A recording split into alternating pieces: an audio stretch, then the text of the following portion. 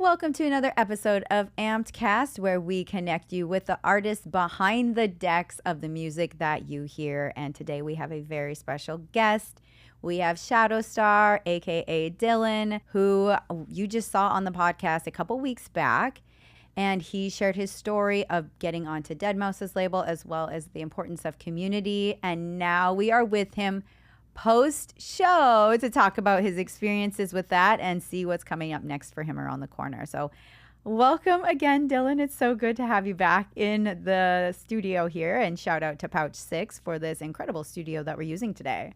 It's so nice. And yeah, thank you for having me back. I think it's awesome that we get to recap the dreams that we were talking about, you know?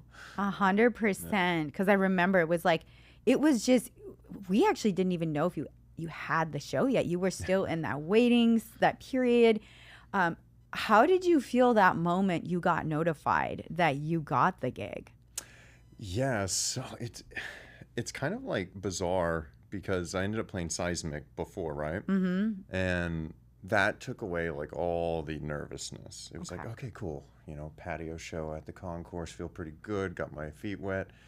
But then it was like 2 or 3 days before deadmau5. It was like, we got you approved, you're on, let's go. And I'm like, all right, let's do it. And I think the day of, like, everything just felt surreal. Mm-hmm. The day after, though, I was a nervous wreck. It was like, oh God, what do I do? You know, you have to decide, like, do you tailor your set? You know, as we spoke before about this, do you tailor your set for the slot you're at, or is this one of those moments where you go all in and bet on yourself? And so that's why I decided to play like all those originals and just see where the energy took me. And I think that was the right move. So I guess, you know, that whole confliction of, do you believe in yourself? Or can you believe in yourself authentically and then go do it and execute it properly? That is one of the hardest things, because I feel as a creative, it's so easy to see the idea of what you can do in your head, but then there's that roadblock, there's that halt. How, as an artist, did you get past that roadblock and believe in yourself and put your music out there? I think it literally took the moments of discerning what matters most. And even today, I still feel this way. That was like my one big shot, right? And I learned this from Rinzen on Mau5trap. He was like, hey man, every event, any show, treat it like it's your big shot. Because that's what it is. Treat everyone with respect and just like go all in. So discerning this in some way spoke to me so real. It's like, hey, if this was your last show, how could you die and be happy? And it was like, all right, bet on me. I've been doing this. At least I'll know if people like the music or not. Yeah. That's a good, validation. And I think the risk to reward was greater in my heart than it was like on paper. Because on paper it was like, oh, just play, something that will keep people grooving.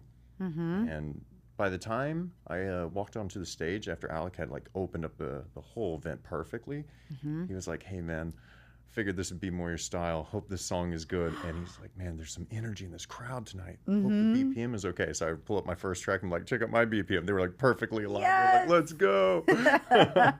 So yeah, I think it's kind of like the holistic view of it.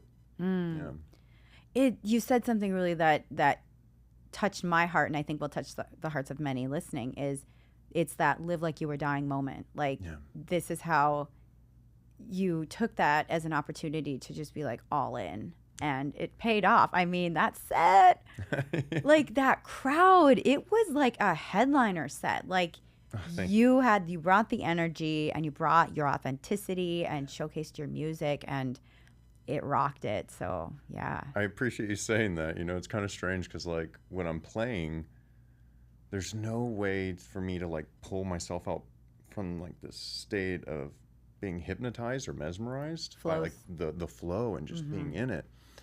But I remember like bringing out my first track and it's like, I never thought I'd play his track out live. I never even anticipated to release it, but it had came out like right before the show. So I was like, all right, let's test it. Let's see what happens. And the first time that it dropped into the breakdown and you just heard the crowd like roar. Like, what is happening? And it kind of pulled me out. Yeah. And, like throughout the set, like it would be hard for me to even look up because I'm just like in it, like dancing and just make sure all the grooves are tight. And then you just like hear my name be screamed.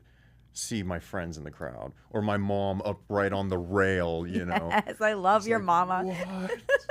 She's like, yeah, I like the rail better. I bet. Well, she can hold on. She's like got stability and she's and like, I she actually can can see you. them. Yes. Yeah. Your support. This is one thing, Dylan, that I love about you and what you bring to your music is the support system that you have and the love that you pour into the people who support you. Yeah. What is your secret sauce? Like, how did, as an artist, did you come to that point of building such a great support system? Oh man, I think that is a very good question. I think getting into music, I never had like a mentor, or coach, or a teacher. It was only later on did like they, you know, when the student is ready, the master will appear. Yeah, and they did. They're so great, you know. But it was like I would be sold my dreams from. You know, I hate to say it this way, but it was like all these different online schools and stuff, just people trying to be like, if you do these steps, you will make it. And it was like, okay, well, I did that for, 10 years and nothing ever happened. So I started teaching and I asked myself like, okay, now that this position came about, what do I want? And it was like, well, I need to give what I never had, be that change, right? And so when I came to this assumption after like seeing where I was as a 15-year-old trying to make it into this industry that young is like, dreams and glamour and stuff. But then real life kicks in and you realize that if you're going to be in this for the long haul, it's so much easier if you just be authentic. You don't have to trace things back. And believe me, like my teenage years, I was probably, not the greatest person. I had a lot of learning to do. And it's like, that's what we talked about in the last podcast. It's like, you have to like confront your inner demons and live with that, choices you make. And then just remember, every person you meet, like you don't know what your impact is on them. You could bump into somebody at a show and be like, oh my God, I'm so sorry. And like that's casual conversation, but that, there could be a person that feels that like really painful and be like, oh my gosh, like, you have offended me and you won't even know. So you got to think like every interaction is so valuable. You could change one person's life. So I think the secret sauce is like, golden rule, treat others as you want to be treated. And if maybe that like law of reciprocity will come back to you. So that's so well said and so true. And I mean it. It's so it's true. Very important. 100%. I think that, and it speaks to you as a person. It speaks through your music, and I'd like to dive into a little bit about like in our first episode together, we talked about this, and after hearing your music, it does speak to that. I love how you brought in the light, the dark, and then confronting your inner demons, and that's something we all are like wrestling with. So, what is your goals with your music and helping people confront their inner demons? Oh God, you were asking the right questions today. That's awesome. So I think that the light side of things helps you understand like your innocence, right? Easiest way to explain this is an analogy. Like imagine if everyone in your phone had a picture of them when they were 5 or 10. See them like that. When they were free, they had no, brainwashed ideology. It was just like, everything is okay. Yeah. And like, whatever feels right is good. And like when you're kids, when you see someone crying or hurt, you like want to go check on them. Yeah. Or if you see someone picking on somebody, you're kind of like, hey man, why are you acting out in this way? There's an innocence to children, yes. So I think the light and the melodics come through that to me, right? Like think about the earliest songs you've ever heard, right? It probably was not like Bop, it wop, ba doo bop. 100. 90s were such a good time. I don't care what anyone says. I know. But that's the light. Is Yeah. like speak to the inner child that's in you today and how that can still be there. Because like I think when you say the word child, it means like, oh, you don't have experience, like you're just not there yet. You know, it's just like you're a child, but that's not what that means. I would rather be a child every day of my life if that means that I get to have fun, laugh, and You're free. yeah, I mean, like, look at the statistic of what it is like for a kid and how many times they genuinely laugh a day, how many times, and how many times an adult laughs genuinely in a year. Wow. Like, Yeah. and the negative effects of faking a laugh. Oh, yeah. It's insane. But then we look at like what melodic structures do to the brain, right? Like how this rewires neural pathways. I mean, audio therapy is amazing when you really get into it. So I think the melodics is like, let's take you through the progression and go through these healing frequencies. Then the darker stuff, right? Specifically my music, it's like guttural. It's very physical. And so now you're starting to get that feeling of moving. And, you know, it's just like in any of the harder styles of music, people can dance, they can stomp, they can get this like energy in them out. Yeah. And they can do it smiling. I think I would rather see someone like having the best time stomping on the dance floor, like at a, you know, Houston warehouse rave, versus like going to a show where everyone's just so stiff, they're like uncomfortable and they just like don't know what to do. It's like, no, just like dance like nobody's watching. 100%. And so like after a while, man, you start hearing that gallop or like really epic Afro-Cuban percussion rhythms that like I put in my music. Yes. Like that gets your body moving. It's hard not to move to the groove. Your music especially, like when I heard it, I was like, you can't stand still. That's a great thing. I'm trying to keep it that way. It's all about groove, right? Like a lot of music is like ab clenching. And so you're just like, ugh. But once you have groove, you're like, you're moving, you feel it, you know? So I think confronting these things really come down to like the darker music makes you feel something. Yeah. And the lighter music makes you expand through yourself, right? So it's kind of like certain psychedelics, they make you go in like eternally deep. Yes. And then others like send you out. And so like I think the light and the dark are kind of like that in a metaphor.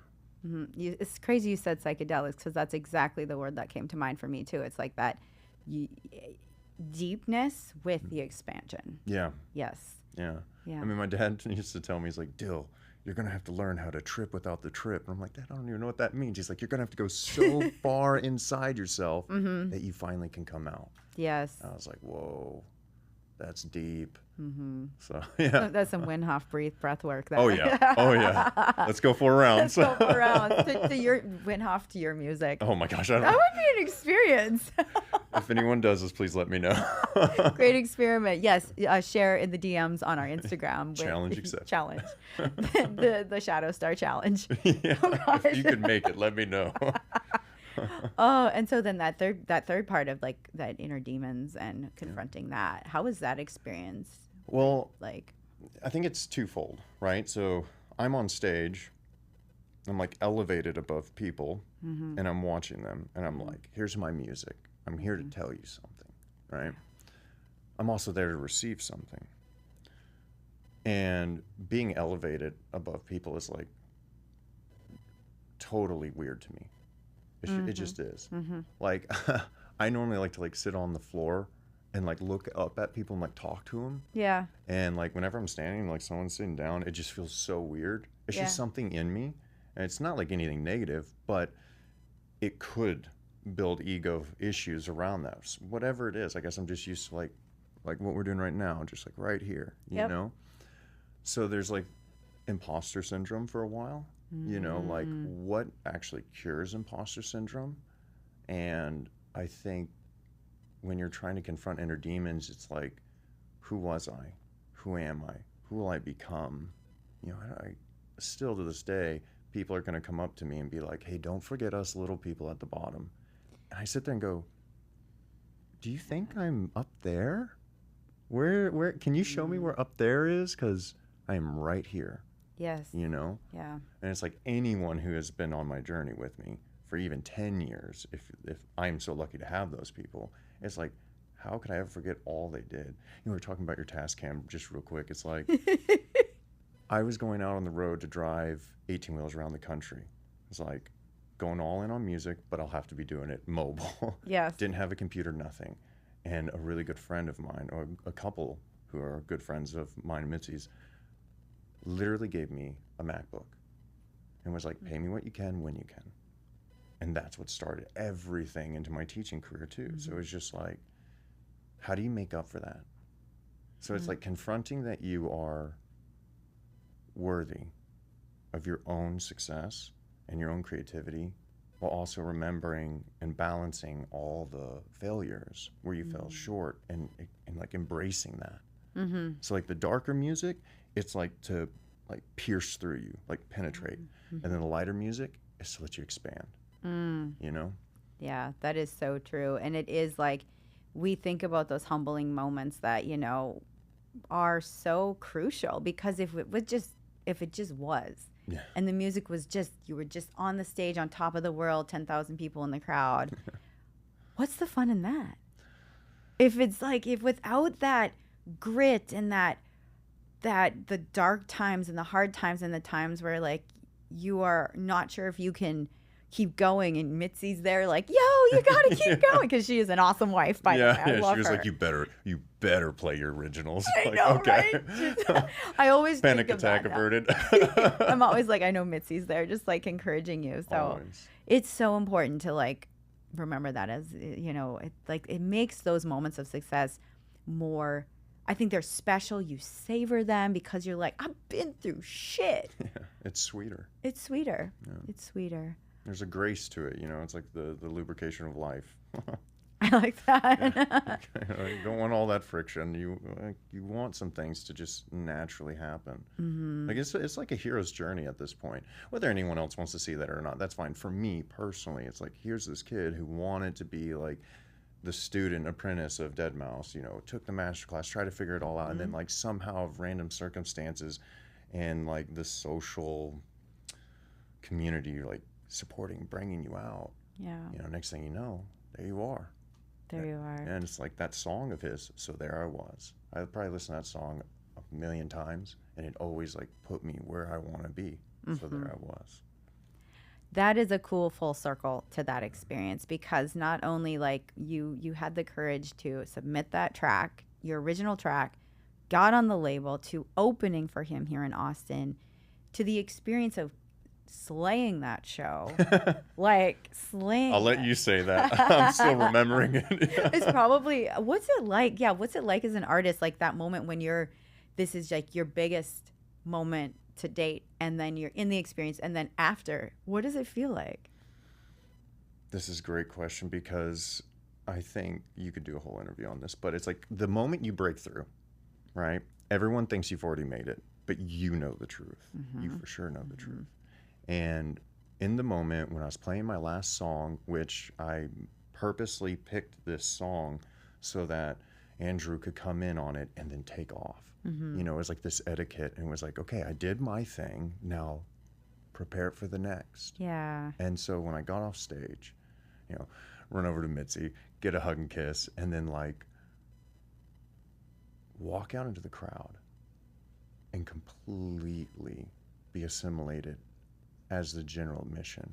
Nobody recognized me. Nobody stopped me to say, hey, like, great show. It's just like, I was there. Uh-huh. And I was like, oh, I have been in that crowd so many times going, that's where I want to be.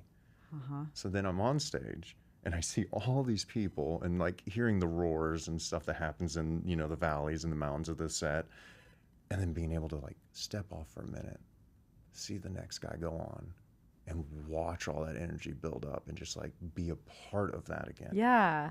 That's the magic. I don't know how to explain it, but I guess the imagery could maybe let people come to some assumptions. Mm-hmm. But then like going outside and seeing everyone there waiting for me. Yeah. Like, let's get a family photo. It was their win. Mm-hmm. Like I told you, it was their win. So I think really it's like I did my job. I delivered for everyone who invested $1, computer, an interface, music classes, whatever. I was able to give that back in an hour. That is just incredible. Nuts. Your journey is so much fun. It is so much fun I love talking to you. I love sharing your story. I love hearing about your successes and the hardships and everything in between, because I think that's what artists need, is to hear this community that this brings is that artistry. Like, we're all in this. Yeah. You know, we're all in this. And you've got some things you've been working on since that Dead Mouse show. Yeah. And what's next for you? So what have you been up to since? It's been like a couple weeks now. What have you been doing? So I thought I was like gonna take a break, you know, clean up the computer, all that stuff. And I saw, you know, Hilo's coming to Austin at the Concourse. I was like, oh my God, this is gonna be such a good show. Got a message. I was like, hey, do you want to get on the Hilo show? I was like, of course I do. Let's see what I can do. I was like, what time am I playing? Those kind of things. It was like, oh yeah, you're gonna do 10 to 11, and then Hilo will go on. I was like, all right, cool. Got a message later. I was like, no man, you're gonna go on from 9 to 11. I was like, oh, 2 hour set. I've never got to do that at that kind of venue, let alone like that for that artist. Mm-hmm. So, all right, let's get to work. Start making a set. Nothing's working. I'm not feeling it. I'm like recording it, make sure it's like on the dot. You know, you want to be like very punctual when it comes to direct support. Mm-hmm. And sure enough, like Thursday night, about like 3 a.m, I had gotten hour 1 completely done of the first half, and then got half hour of the second half. And then Friday, woke up. My boss was like, don't come into work, focus. It's like, all right. Good boss. I know. Kevin. And sure enough, by like 3 o'clock, I had ran through the set, felt it, figured out how I could free float if I need to, what obstacles might come in to like push what I was doing.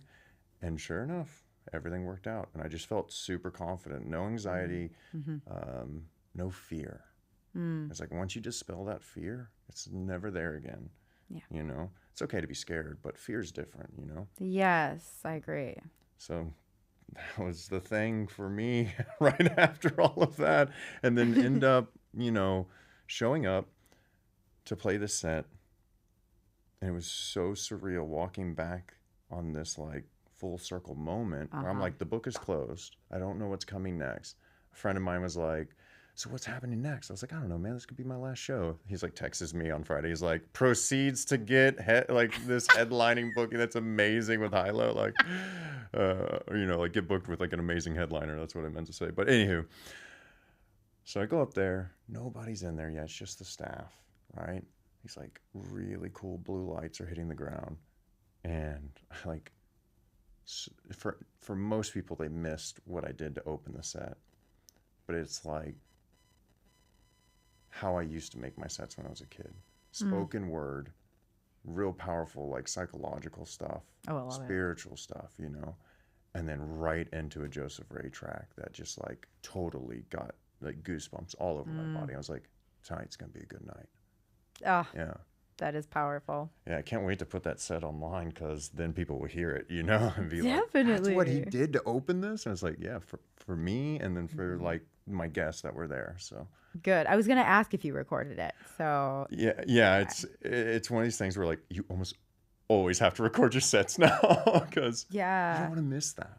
Yeah. Yeah. Oh, well, this like is set up my GoPro, you know. Yes. Yeah. I can't wait to listen. Well, this has been such a fun episode, and just like touching base with you, you know, post show. Yeah. And now it's moving forward. So I guess, how can people stay connected with you, stay connected to when your next shows are going to be? Drop your socials. Yeah, definitely. So it's so easy to find me. It's MR DJ Shadowstar. Just it's so easy. You know, Yeah. Mr. DJ Shadowstar. It's really easy. Instagram is the easiest way to get a hold of me too. So, you know, people can reach out. I have no problem with that.